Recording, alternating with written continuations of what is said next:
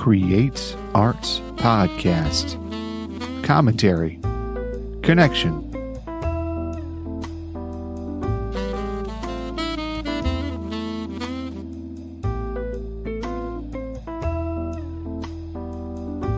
Hello, friend. This is Timothy Kimo Bryan, head instigator for Create Art Podcast, where I use my 30-plus years of experience in the arts and education world to help you tame your inner critic and create more than you consume. So I'm continuing on with the Kickstart Creativity theme that I've been going with all year so far. And let me tell you a little bit about it. So, as always, links are in the show notes. But this is by Bonnie Smith Whitehouse, and it's 50 prompted cards to spark inspiration. There's 3 types of cards in here. And we got done working on the intention cards. Now we're working on the perspective cards. And so today we're going to be discussing connection. And on the front of the card, it says, illuminated connections are the essence of creative work. A little bit of story. I do need to jump back a moment. Forgive me. It's Sunday morning. But the little backstory behind this is that my wife, in 2022 for the holidays, got me this deck of cards, and I thought, why is she getting me a deck of cards to spark inspiration? I mean, I run a podcast called Create Art Podcast. Why do I need this? And I think we all need something like this in our lives. I mean, you're listening to this podcast, so that tells me a little bit about you, and I'm doing these cards, which tells you a little bit about me. I mean, neither one of us is perfect, and sometimes we could use a little bit of help. So with these cards, what I've been doing is every week going through them, reading through the cards on a Sunday and then thinking about it for the entire week. So that's my little spiel behind why I'm doing these cards for the year of 2023 here. So, like I said, we're talking about connection. Illuminated connections are the essence of creative work. Illuminated. Maybe that is going to be a word that we do soon. And on the back of the card, it says, for Steve Jobs, innovation came when he followed his intuition, even when doing so meant leaving a well-worn path. He took calligraphy as a college dropout simply because it fascinated him. Years later, what he learned about calligraphy came back to him when he was designing the first Mac, giving special consideration to fonts and aesthetics. Jobs said it was impossible for him to connect the dots looking forward as a dropout, but could only connect what he had learned about calligraphy when he looked back. So let me just say, to start off, I'm not a huge Steve Jobs fan. I'm not an Apple guy. I'm a PC guy. I'm an Android guy. So that's just my thing, and I know that that's knocking out possible connections that I could have with other people, because the whole Apple universe is its own world from an outsider's viewpoint. And if you are listening to this on an Apple device, well, good for you. And I hope this sounds as good as it does on an Android device or a Apple computer or a PC or what have you, even Linux or Linux. But what I find interesting about this whole, thing with Steve Jobs and calligraphy is that, while he was going through it, he couldn't connect the dots into, making a very stylistic computer, the whole system and, the internals and the externals. But it had to be, years later when he, figured out, oh, that's where this idea is coming from. Okay. And he was able to connect the dots, so to speak. And connection is such an important thing for artists. Connection has brought you to me. Somehow, some way you found this podcast, whether it's a recommendation or a really well-placed web search, however it is, I'm glad you found it.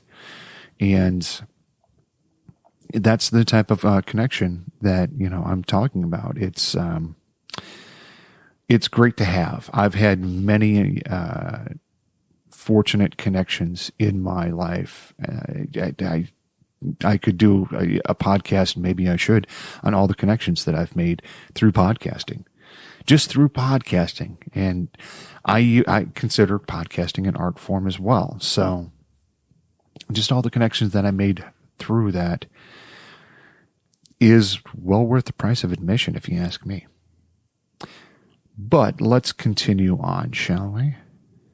So with this whole, Create Art podcast, I want to remove the mystery behind a lot of the terminology that is thrown around in artistic circles. So let's look at what Merriam-Webster says about connection.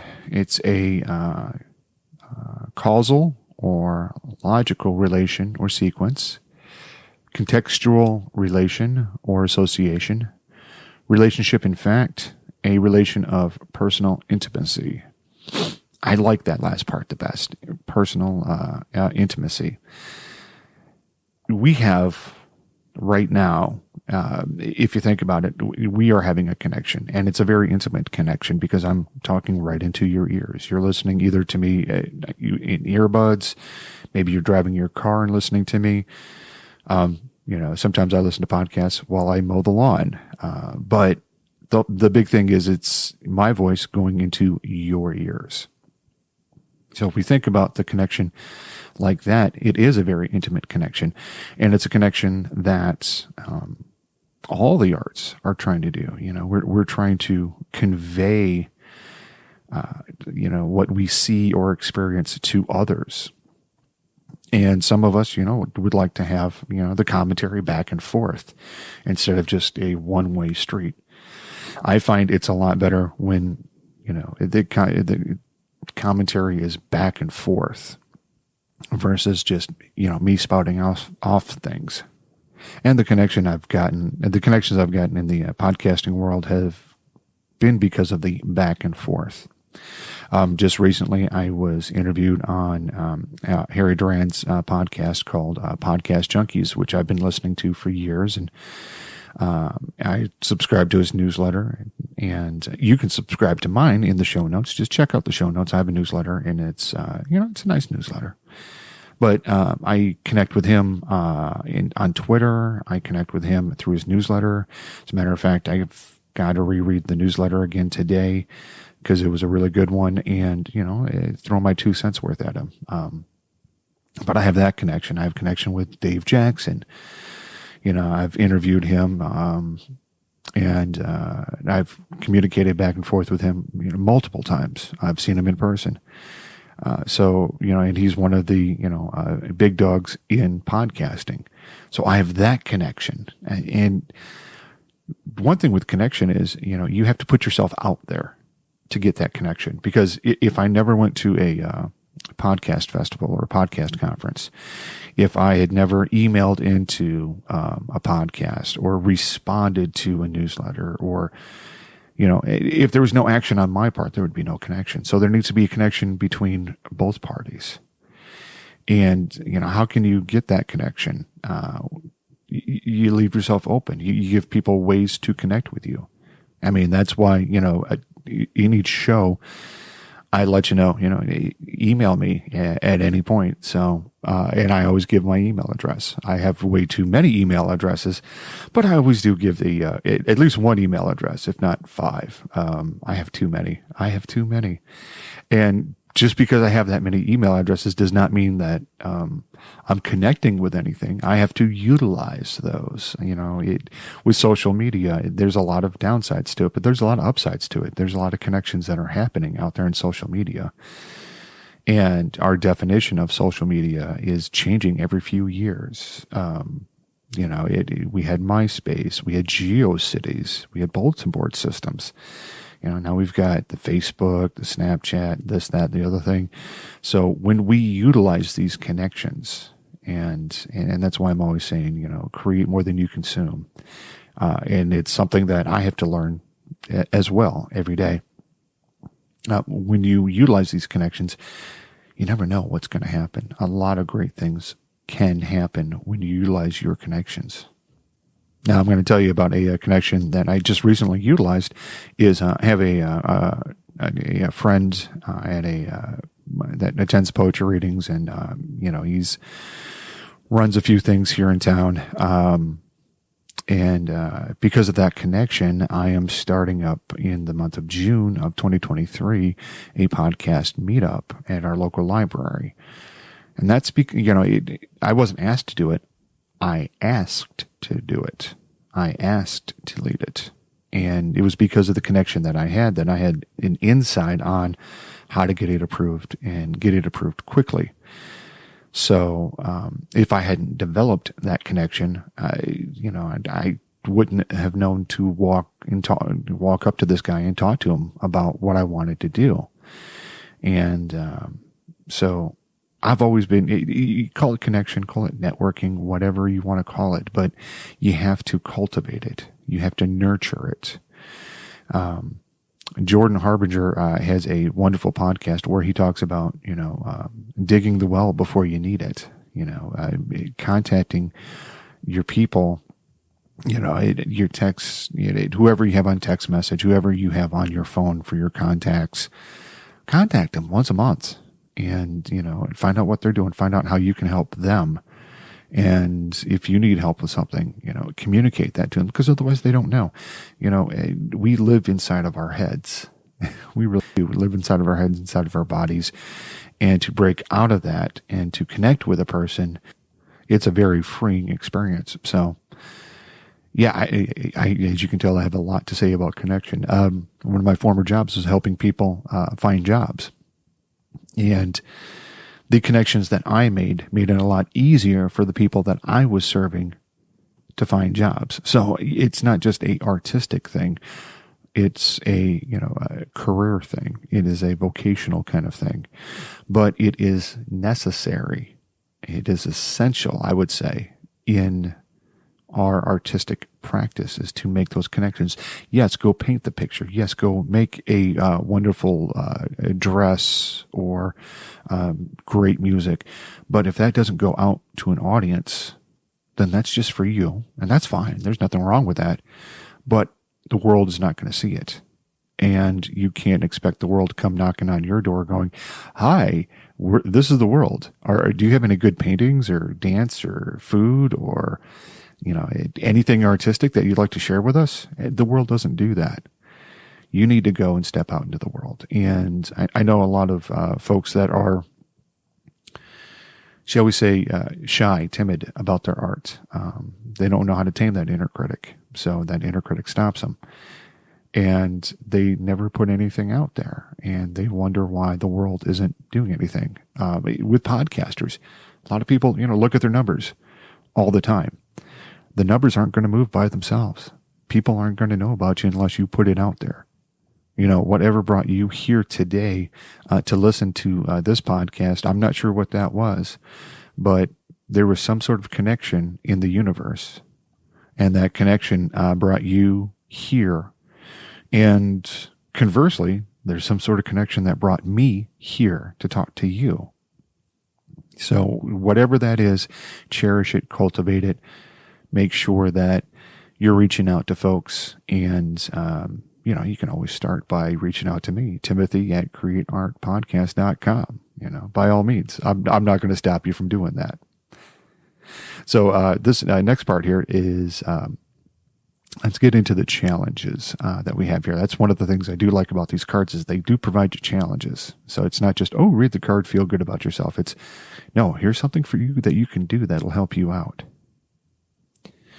So the first challenge is reflect alone or in a group about a time you followed your intuition without knowing where it would lead. So, gosh, I mean, I do that every day. I follow my intuition, and I don't know where it's going to lead, but I do, I try to plan things out, try to have a 5 and 10 year plan.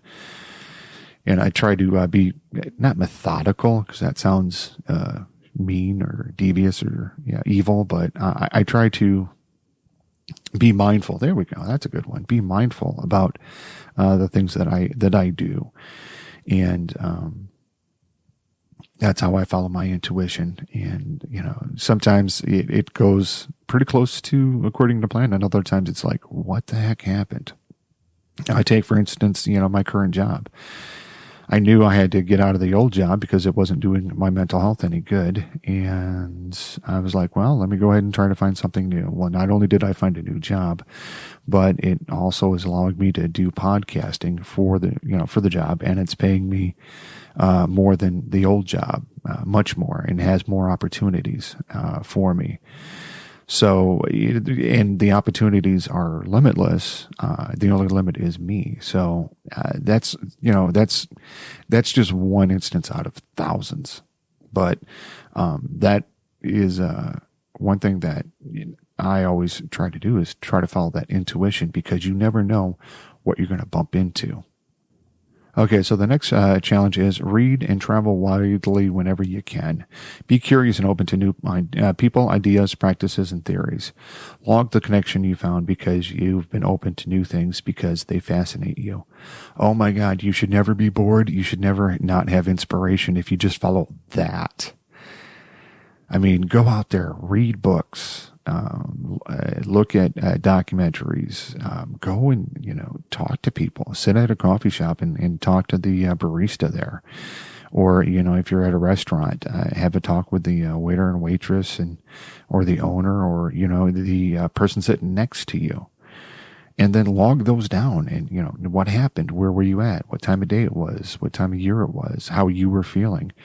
And just doing that, just logging this kind of stuff, you're going to appreciate it even more. And it's going to make you want to stay in contact with that person even more because you've written it down. You've made it part of your history and you've made it part of your personal novel.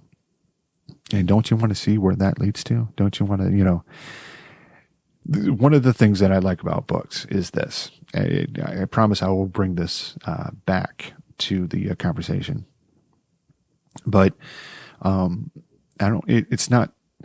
I do like finishing books, and on my Goodreads, and telling my wife, "Hey, I'm on book number 8 this year," and she's on book 88. But I never know. If it's the first time I'm reading the book, I don't absolutely know where it's going. I can guess. A lot of times my guesses are correct, but I just enjoy the journey of that book that it takes me on. And, if I can beat my wife 1 year, I'll have to steal her glasses and all of her books. That's the only way I'm going to do it. Or if you all read a bunch of books and I can say, okay, I read those books and you guys give me a book report on it. There we go. That's how we can, outsmart my wife. But yeah, logging that stuff down, in logging that experience down is important. And, you should, just doing that will make sure that you don't have any writer's block, but you got to log it down. You actually have to write it down, but that's easy to do because you're recalling what happened and no one has to see that. That can just be something that you use in your bag of tricks. You put that in your bag of tricks. And then when you're writing something or doing something, dancing or anything like that, then you can call upon that and go, oh yeah, okay, I remember that. Let's try that out for this scene or for this book or for this page or whatever it is. So the last challenge is visualize several experiences you've amassed as a collection of dots in your mind and look for patterns and possible points of engagement. Now draw them. Oh my God. So I haven't drawn them, but that's that's a book right there. Or that's a piece of art right there that you can do. A painting, a song, a symphony or something huge, or it can be something tiny, maybe you're painting, the top of a thumbtack. I don't know. But that to me sounds like you're never going to be without inspiration. You're never going to be without an idea.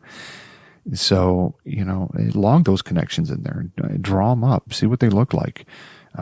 Shoot me a picture of it. I'd like to see, what your connection dots look like, and maybe you put a little, a little blurb on what happened and how you did this, or you talked to this person and it got you here. And then you talked to this person and it got you there.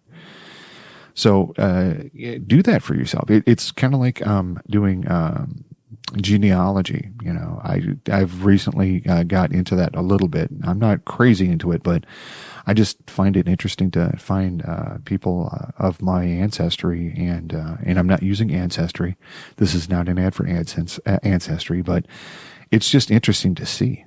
And it gives me, ideas of, different stories that I could tell, just by learning where my ancestors are and making the connections. They moved from here to there to everywhere. So give that a shot for yourself. Maybe you're going to look up your ancestry, and that will be a novel for you, or that'll be a dance, or that'll be an opus. Maybe it'll inspire you to cook something. Whatever it does, take a look at that, and that can help you out with your inspiration tremendously. Well, that was today's card. I appreciate you, taking a listen to this podcast, and I really appreciate the time that you put into it. And I hope you appreciate the time that I put into it. I do want to ask you a slight favor. If you got any benefit out of this, I'd ask you to go ahead and share it with a friend. Whatever app you're using, if you're on my website, go ahead and give them the website. If you're, using an app, share it through your app. There's lots of different ways, lots of different apps out there. So I'm not going to go through them all. But yeah, go ahead and share it with a friend. I don't mind. Don't mind at all.